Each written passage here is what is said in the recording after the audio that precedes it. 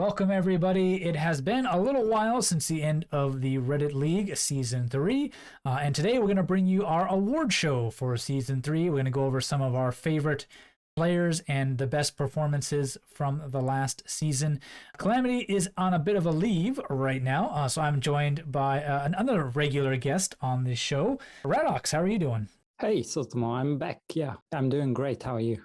I'm doing pretty good. It's been very, very hot here in Japan. I'm hoping your summer hasn't been quite as bad as what I've had to deal with the last couple of days. Yeah, but it's actually raining a lot all the time, so it never gets hot. This summer is weird. It sounds lovely. It's after the end of the rainy season. It's been like almost 40 every day for like the last week, so it's been a bit rough. But okay, well, enough about the weather. Let's go through our categories we've got for you here.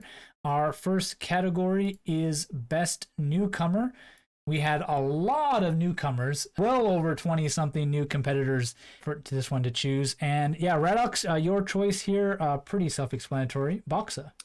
Yeah, Boxa, he came first season and made it to the finals, only to get silver medal, but that's pretty impressive. I mean, can't get any better almost. So yeah, we knew him before. He was a decent or like very good player. We expected him to do well, but I personally didn't expect him to go into the final straight away. So that's definitely quite the achievement. Yeah, definitely. Got a couple perfect games, average score of 23,337 points.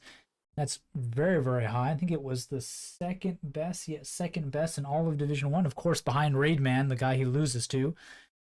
Tied Raidman on aces and everything. So a very, very strong first season from Boxa there. For my pick, kind of up between Boxa as well, but I decided to go with Shumi Obolosa in Division 3. He really just swept that division. It was very, very competitive for everybody else, but for him, he had no problems with it. His stats, actually, if you look at it, aren't that outstanding, but he had a very good season, finishing 10-1, I believe. Yes, 10-1. What really made it for me here was the fact that a couple red cards, but none of it actually affected his record. He won every game.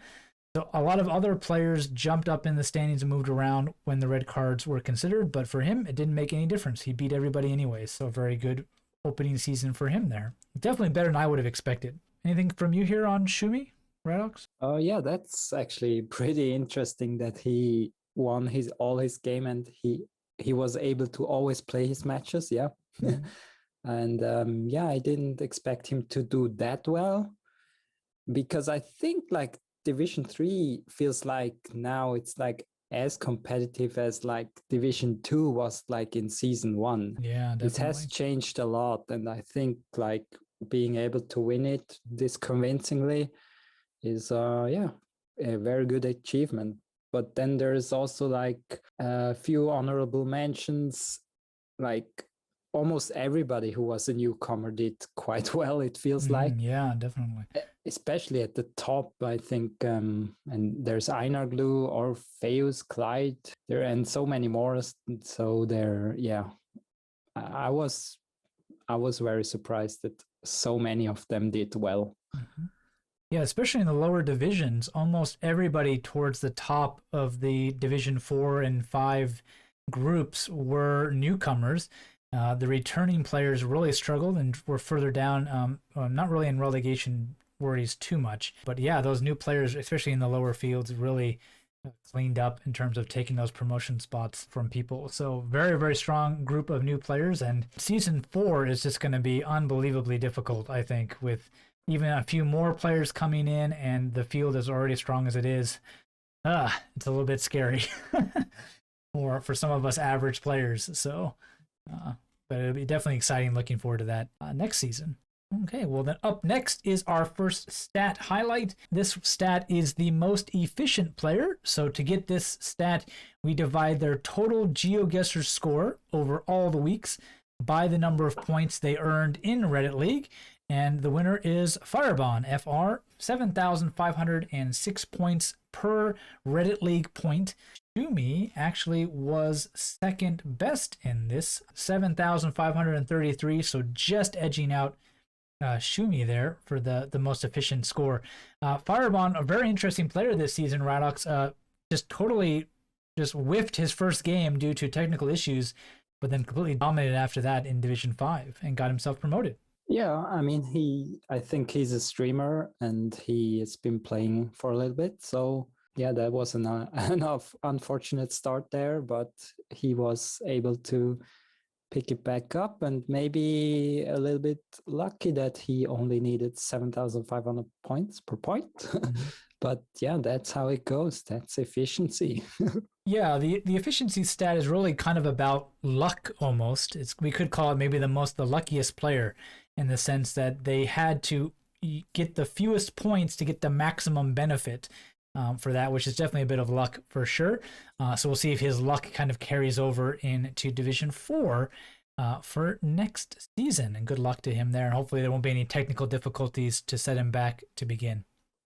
Our second category is Best Promoted Player, and Radox going with Mr. Blue here. Yeah, he reached the semifinals, right? And yeah, he felt like he was a little bit wrong in Division 2 last season, so he won it quite easily. And we knew he's a good player, but yeah, he really showed until very late season that he's a top player, but then he fell off a little bit.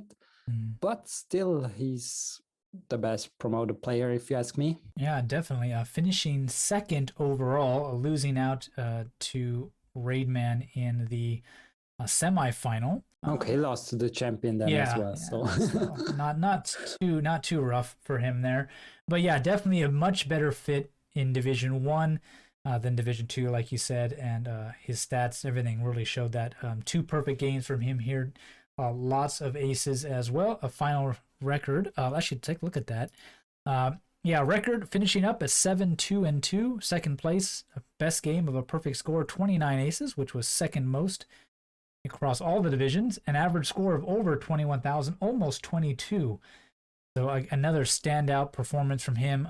Even moving up a division with tougher competition didn't really slow him down too much. Yeah, that slump at the end, unfortunately, made it a little bit rough, and he didn't cost him a chance to maybe visit the finals, but we expect plenty from him here next season. My pick, Patriots, FTW, promoted straight up from Division 4 last season, gets himself a promotion from Division 3 in an automatic promotion spot. Really, really great job. Close behind him, Radox closed, and Max also promoted from Division 4, took promotion spots as well. So all 3 of them shooting to the top of another division up. And I think that the jump from Division 4 to 3 might be one of the biggest jumps that we've got. Yeah, as I said, I think like Division 3 is so competitive these days. And because Patriots hasn't, he won Division 4 last season, but it wasn't like as convincing as, like, for example, Mr. Blue won Division 2 without the loss. So I didn't expect a player from Division 4 to go right away and win Division 3 without having like really slayed Division 4. Don't want to smack talk Division 4, but yeah, so that was surprising. And also that the others, Max and Closed, were pretty good. Shows that the Division 4 has some very good potential. And with more players, it's getting more and more competitive as well. Yeah, indeed. Yeah, Max winning out over his promotion decider against Close, so he'll be joining his Division 4 teammate in Division 2 next season. I think we're really going to see if Patriots if his limit is in Division 2 or not. He might have the ability to keep going, who knows? But we're looking forward to see what he can do next season for sure. Our next stat highlight is the largest score differential. This is Shumi Obolosa, 67,798 points above all his other competitors total. This is one of the reasons why I had him as one of my favorites for the best newcomer. was this huge score differential. And this really shows you how much he dominated Division 3, Radox. Yeah, that's a crazy number, 68,000 almost. Mm-hmm. Yeah, so yeah, shows what kind of a nightmare he was to face, being consistently having a few thousand more than the opponent. So that's Yeah, like, what and is it per game? It's like 7 or so, or 8,000, I don't know, but like per game, I mean. yeah, So it averages to like, yes, just over 6,000 points higher than his opponent yeah, per week, which is just that's over a whole that's a whole round. round. He could Yeah, basically play 4 rounds in a game and then still almost beat his opponent, which is yeah. really incredible for something like Division 3, which has plenty of good players in it. So really an outstanding performance from him this season. On the other end of that, the smallest score differential, the Sound 59 Soundbite in Division 5, 17. That's about as small as you can get. I don't know if anybody wants to try to get any closer, but unfortunately for him, he'll have to re-qualify as he was towards the bottom of that Division 5 table. But yeah, with a score differential of only 17 more than his opponent, basically meant he was fighting it out every week and getting the better of people a few times, but also losing out quite a bit, and it all averaging out to almost exactly identical. So, yeah, but a very interesting number here. Did we record this? Yes, we did. Chicago had the smallest score differential last season, and it was 528. So Oh wow. he beat that by quite a big margin. The largest score differential was closed with 43,000. So again, Toomey even blowing that record out of the books. Our next category is the best relegated player. So a player from last season who was relegated from their division and the best player among them. We both agree on this one, Radox, Chicago Geographer, hands down. Yep, definitely. He was right at the top all season, basically. And Division 2 has also gotten tougher, so that he was able to get promoted the second time, and this time, like, probably even more convincing, speaks for him that he probably long-term belongs in Division 1. Definitely. Let's take a little look at his stats in more detail, as well as his position graph. You can see week 1 is kind of a throwaway because, one strange score is not going to really cost you the season of the first week. But after that, he jumped straight up into the top of the table, pretty much in second place the entire season, fighting it out with Calamity. Did have a little drop to third place, but then bounced back up and finished up in first in the final week with a very nice win in the last week. Average score just under 20,000. Missed out on a perfect game as his best game of the season, 24,975 points there. 25 aces. Very, very nice total score, 240,000. Score difference of 31,000 and a record of 9-2. So yeah, very, very good stats. And with stats like that in Division 2, given how competitive it was, like you said, Radox, definitely looking forward to seeing him in Division 1 next season. Our next stat highlight is the biggest win. The player who had the largest score differential in a single game against his opponent goes to Danny Blondes in Division 5. He scored 16,382 points more than his opponent for this one. So a very nice game. I believe this was in the game he perfect in Italy. I believe his home country. Yes, it was week 8. And I believe that was Italy. Yep, it was in his home map against Jack Hertzberg in Italy, something like that. A bit unfortunate for you, Radox. You were on the wrong end of the smallest win in Reddit League this season, losing to Ice Tharu by 107 points. You know that 100 points or less is a tie, so you were right there on the margins there, Radox. So Yeah, a bit unfortunate for you there. yeah, I'm giving away the awards this season to other people. Yeah, 7 points. That was yeah, a little bit annoying, I have to say. I know how you feel. I was on the end of the wrong end of the smallest win last season, 123 points against Oh yeah, Nitnarok. right. So yeah, we both can share that award. So let's head on to our next category. It is the most improved player, and we've talked about him a little bit earlier. And Radox, we both agree, probably Patriots FTW. There's actually quite a few runners up for this one. It was a bit hard to pick, but I think in the end, yeah, Patriots going straight from Division 4 to Division 3 promotion spot there. Yeah, we've discussed this already. He did so well in Division 3. And like if you look at all the players and compare them to last season, you can see that almost everybody was either more or less the same or went down. And this is just because also the competition got higher with more players and some good players that joined the league this season. To actually improve that much, to get promoted once again in a so much more competitive season, yeah, his name really stood out by far, I think. I mean, Mr. Blue also did very well, but we kind of knew he was that good that he belongs in Division 1, so I wouldn't consider him most improved there. Yeah, he didn't really improve. He just kind of finally hit his stride where he should be.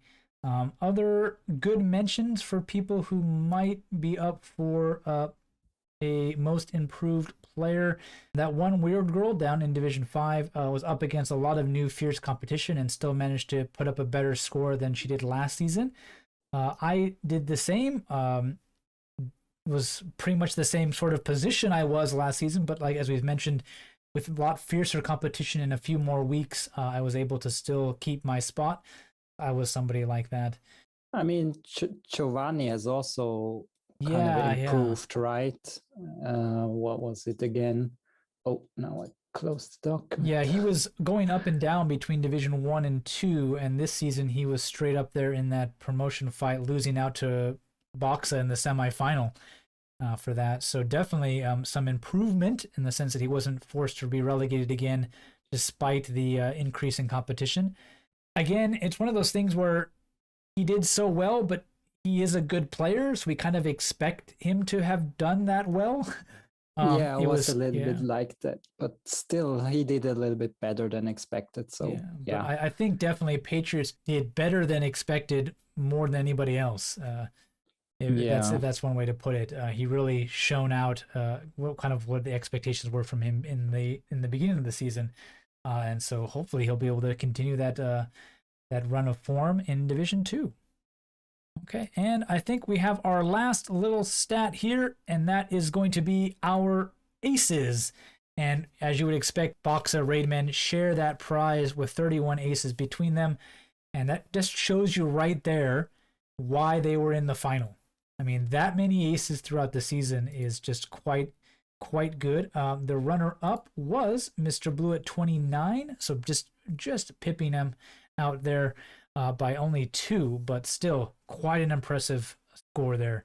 And with only 3 minutes, remember, they had the most aces, but they also had the smallest amount of time, Radox. Yeah, it just shows you how important it is. The pinpointing aspect is at the top level of the game. Yeah. Might not be that important until Division 2, but in Division 1, you really need to be able to get 5K on the easier or medium difficulty rounds. But looks like the right people went to the finals with this stat. Yeah, definitely. Raidman was helped out by 2 perfect scores throughout the season. Boxa only had 1, but plenty of aces along the way, despite that stat. So yeah, it really shows you how they performed throughout the entirety of the season and why they got into that final. If you haven't watched that, we casted all 3 of those games. Definitely go take a look at how they went at it blow for blow, round by round in that final best of 3 for that. And yeah, it was quite a close game. Raidman taking it 2-1, but it was really, really close. It definitely could have easily gone the other direction, and Raidman barely even got his win in Singapore, he almost lost out to Boxa in his map choice and lost 2-0, but managed to pull it back and take the win from that. But yeah, so that's all the stats we've got for you, all the awards. Yeah, Radox, anybody else who missed out maybe on an official award that you would like to give a shout out to as a player who really shone this season for you? Good question. Kind of sprung it on you last second here, but yeah, I could make a bad joke, but I probably shouldn't do it on this show.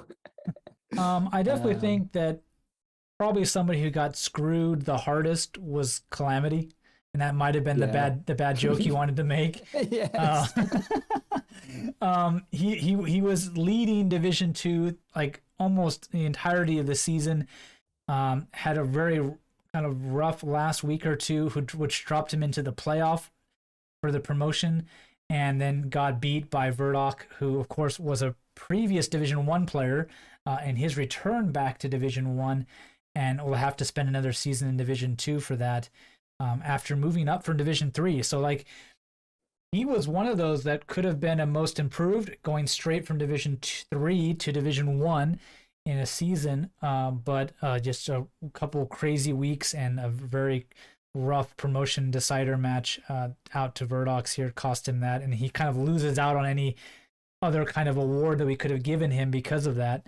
But throughout the season, very, very good score. He was tied with Ice, who got the automatic promotion with 8-3 record, on even on points, losing out on score differential only, costing him there. So he basically got screwed several different ways to miss out. Yeah, was probably somebody I would mention for that. Other than that, yeah, other honorable mentions of people who probably maybe Berry Fishy Bear, earning his promotion from his division in his group in Division 4A.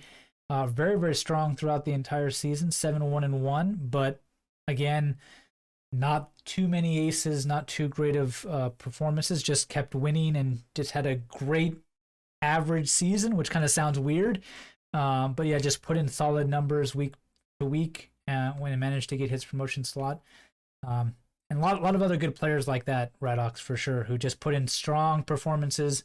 Didn't blow anybody out of the water, didn't really stand out, but just, were just consistently good and good enough to earn their promotions or promotion playoff spots. And yeah, we can't talk about everybody here. But yeah, plenty of good players, and we're looking forward to Season 4 for sure. Next season. Yeah, any final comments? Yeah, looking forward to the next season. Preseason is starting soon, right? So yeah, not too long away. I will be very curious to check on the results of the players. And and then I will face my new destiny, Division 3. yeah. Do you fancy your chances in Division 3? Where can you see yourself finishing up? I'm kind of happy because it feels like at this point with the competition have been rising from season to season. It doesn't really make sense that I stay in Division 2 anymore. So I'm kind of almost happy that I lost. And now this, as I said, Division 3 is so competitive these days. I will still have to practice quite a lot to not get on the bottom of the table, I think. I don't know. It's quite tough to estimate, but I think I could end up anywhere from top to bottom, really. It's very hard to imagine. Because I don't know if those 30 seconds more help me much, because I'm not a pinpointing person. So it might actually be not to my advantage, really.